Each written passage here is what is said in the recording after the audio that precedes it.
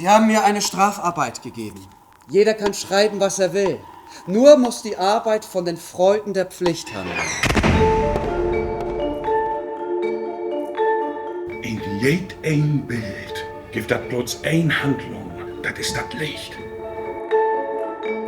Im Jahr 43 bereitete mein Vater, der Polizeiposten der Außenstelle Hochbüll, eine Dienstfahrt nach Blekenwarf vor, um dem Maler Max Ludwig Nansen ein in Berlin beschlossenes Malverbot zu überbringen. Da du nicht mehr malen dürfst, hätte ich nichts mit zu tun. Ich schall das ans bloß überbringen. Ich weiß. Er war nur der Überbringer. Er war nur der Vollstrecker. Immer nur dieses nur.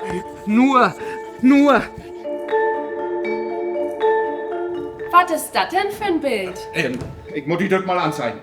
Und du weißt, was du da ist? Mein Pflicht. Ja, die Pflicht.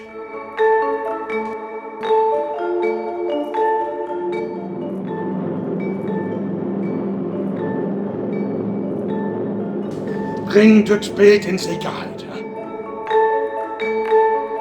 Das dürft kein Mensch weten, dass ich hier bin. Aber Vater kann er doch weten, nicht? Ich bring ihn! Jo, verbet ich. Den Namen von Klaas und bloß zu denken oder gar zu sprechen. Ich will auf jeden Fall nichts mehr mit em zu tun haben.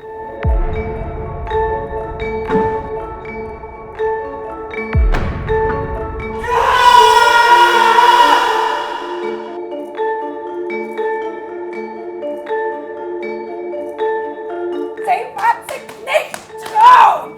Die wird zu down! Sigi, blieb hier! Sigi! Komm vors Gericht! Ich will mein Bild wieder haben. Kein Mensch soll das Bild zu Gesicht kriegen. Du bist krank.